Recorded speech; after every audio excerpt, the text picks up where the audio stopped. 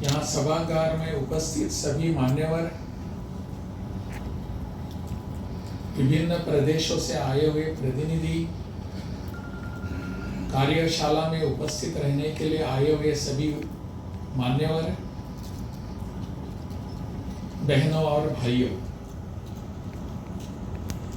बहुत ही खुशी की बात है कि आज की इस कार्यशाला में प्राकृतिक खेती के बारे में विमर्श होने वाला है, चर्चा होने वाली है।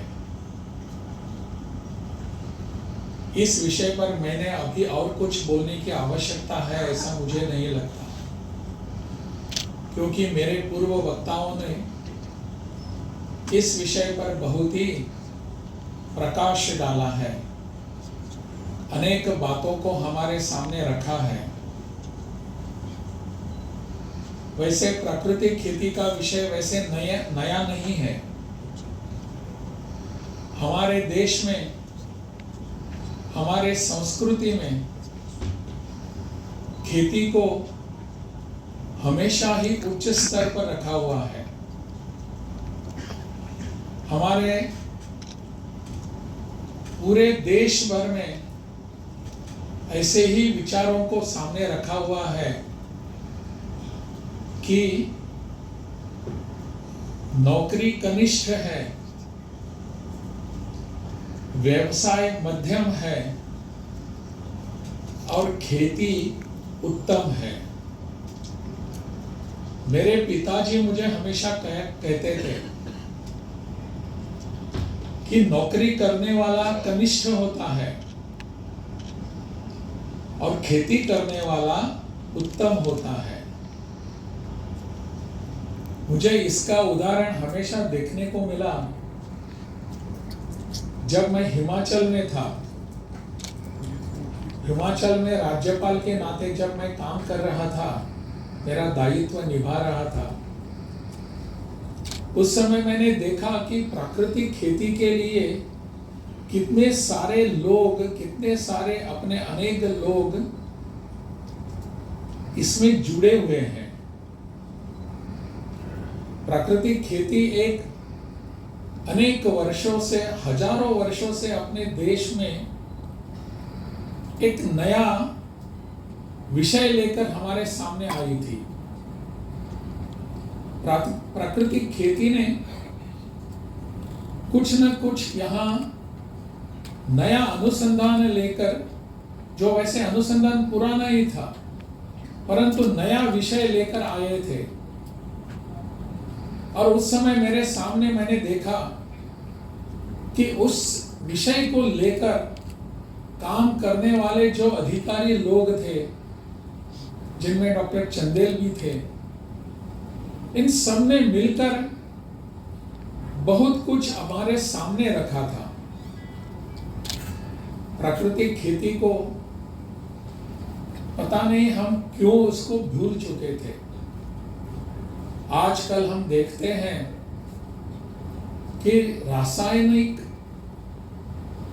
पद्धति को लेकर हमको लगने लगा कि हमारी कृषि आगे बढ़ने लगी है, परंतु कुछ वर्षों के बाद हमारे सामने एक विषय आने लगा कि रासायनिक खाद के कारण, रासायनिक उत्पाद के कारण हमारी जो पारंपरिक जो अपनी खेती थी वो धीरे धीरे नीचे आने लगी, उसका उत्पाद नीचे जाने लगा। मैंने हिमाचल में देखा कि सेब का उत्पादन इतनी बड़ी मात्रा में बढ़ रहा था। मैंने ऐसे उत्पाद करने वाले सभी वहाँ के अपने किसान भाई थे या अपनी बहनें थी, उनको जाकर जब मैंने मिलना शुरू कर दिया, तब पता चलने लगा कि रासायनिक खेती ने अपना कितना नुकसान किया था। तब पता चलने लगा कि हमारी प्राकृतिक खेती की पद्धति के कारण इसमें कितना बड़ा उत्पाद बढ़ने लगा था, कितनी बड़ी मात्रा में।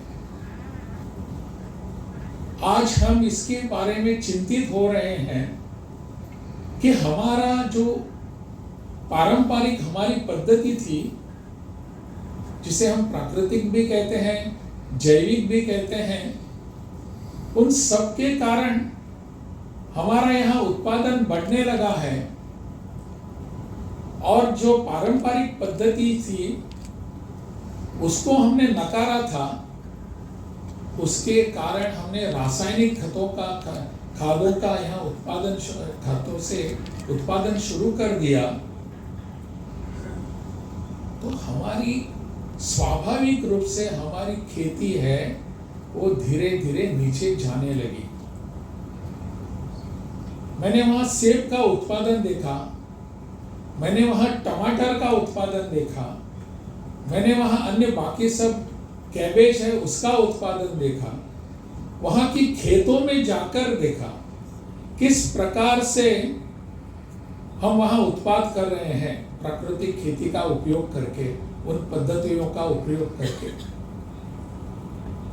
चाहिए यही तो था, परंतु हमारे यहाँ ऐसे एक प्रभाव आ गए, उससे हम प्रभावित हो गए कि नहीं, जो भी यहाँ का जो उत्पाद है, यहाँ की पद्धतियां हैं, वो यहाँ उसका उपयोग नहीं करना चाहिए।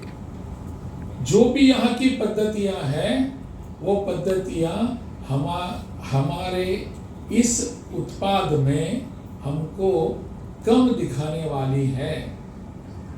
ऐसा एक प्रकार का हम पर प्रभाव आने लगा और पूरे देश भर में उसका प्रभाव होने लगा।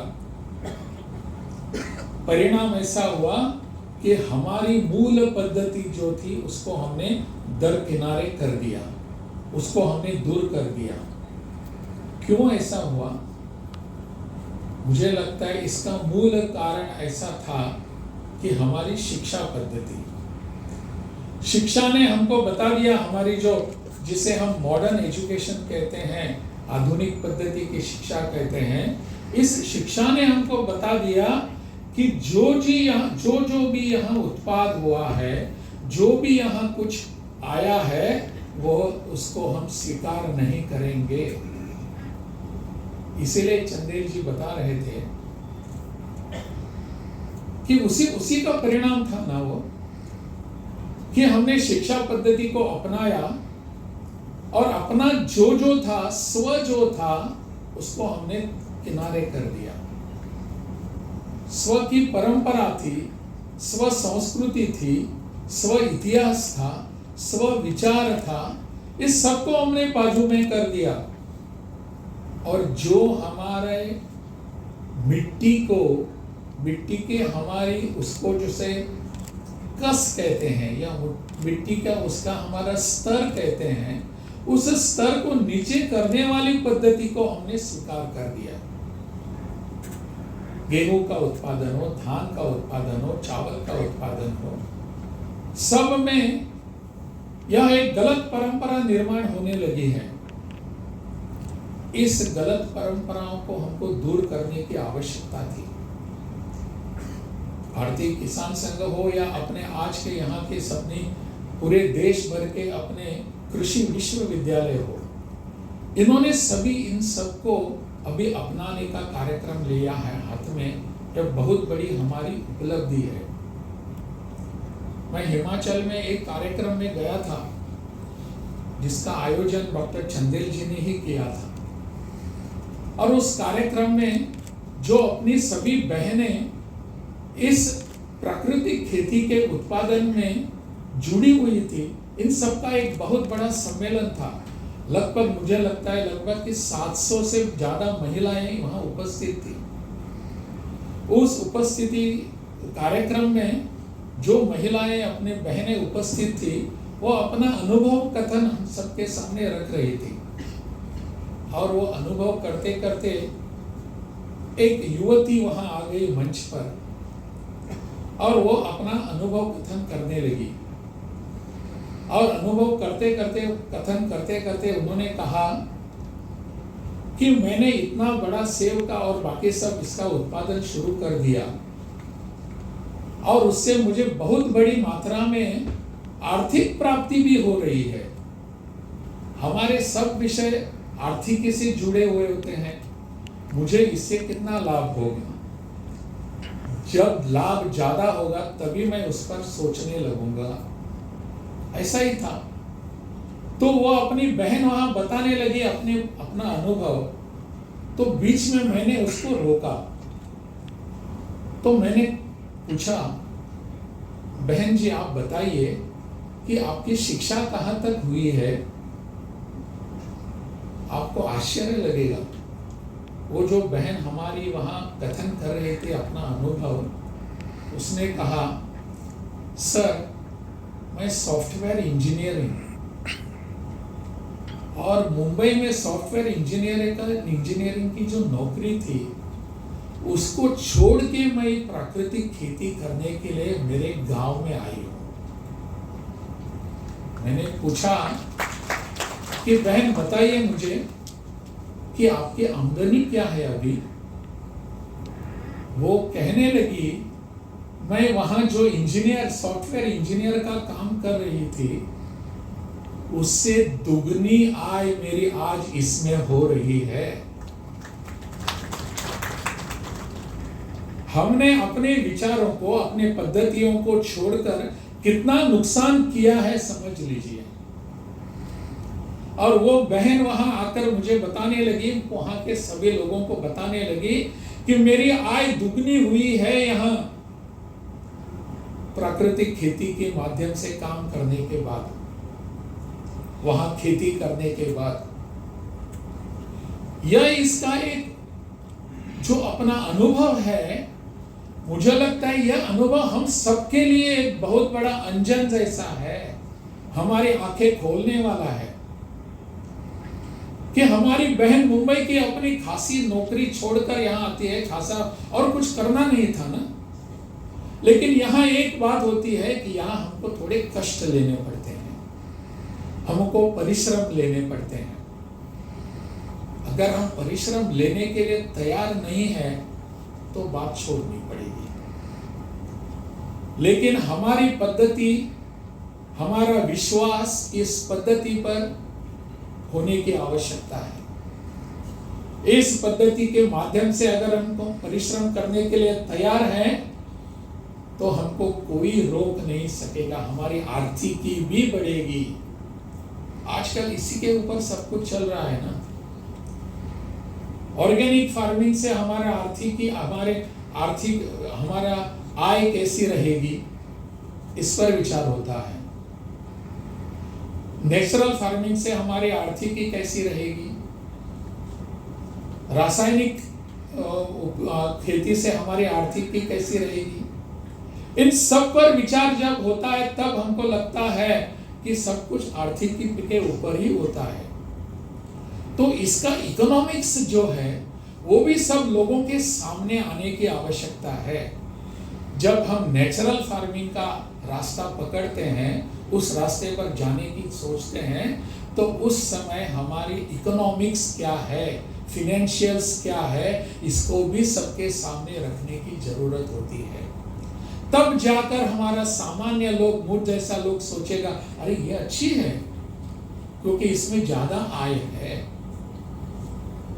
प्रधानमंत्री जब कहते हैं कि हमारे किसानों की आय दुगनी होनी चाहिए, तो ये रास्ता उन सबको दिखाने की आवश्यकता है किसानों को।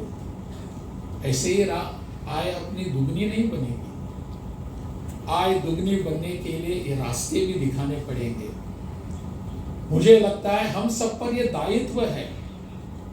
प्रधानमंत्री चाहते हैं, काम हम सबको करने की आवश्यकता है कि हमारे किसानों की आय दुगनी बननी चाहिए। किस रास्ते से जाने के, किस दिशा में जाने के बाद ये हो जाएगा, मुझे लगता है इस पर हमको ध्यान देने की आवश्यकता है। साथ ही साथ हमको आर्थिकी सबके सामने रखने की जरूरत है कि हमको करना तो है, बाकी सब बातें तो होती जाएंगी, हम करते जाएंगे आगे। ये तो अपनी पारंपरिक पद्धति है, हजारों वर्षों से आई हुई अपनी पद्धति है खेती करने की। खेती करने के लिए हमको क्या चाहिए? परंपरा और प्रकृति ने हमको बताया है, हवा चाहिए, पानी चाहिए और जमीन चाहिए। क्या हमारे जंगल में जो पेड़ आते हैं उनके लिए हम और कुछ विशेष प्रयास करते हैं क्या? वहां तो यही मिलता है, हवा मिलती है, पानी मिलता है और जमीन होती है। इसी तत्व को जिसका दिनेश ये उल्लेख कर रहे थे कि पंच महाभूतों का, पंच तत्वों का जो है, उसका अगर हम यहाँ संस्करण करते हैं, उसका अगर हम उपयोग करते हैं, तो हमारी खेती आज जो भी है उस खेती को हम नई दिशा में लेकर जा सकते हैं। अभी हम बात कर रहे तो डॉक्टर सुनीता जी बता रही थी वृक्ष आयुर्वेद होता है। मैंने पहली बार सुना ऐसा। डॉक्टर पांडे जी ने मुझे जो प्रारूप एक दिया था उसमें वृक्ष आयुर्वेद का उल्लेख है। ये वृक्ष आयुर्वेद क्या होता है मुझे पता नहीं था। जैसे हमारे जीवन के लिए हम आयुर्वेद को अपनाते हैं, वैसे वृक्षों के जीवन के लिए भी आयुर्वेद होता है। यानी हमारी सोच वो केवल वृक्ष आयुर्वेद और हमारे जैसे लोगों के लिए आयुर्वेद का नहीं, प्रकृति के हर विषय के लिए आयुर्वेद है। हमारे पशु हैं उनके लिए भी आयुर्वेद की आवश्यकता है, पेड़ों के लिए भी आयुर्वेद की आवश्यकता है। तो इतना अपना समृद्ध अपनी परंपरा है, अपना विचार है, इन सबको हम छोड़कर अन्य जो हमारा नहीं है उसके पीछे हम दौड़ने क्यों लगे हैं?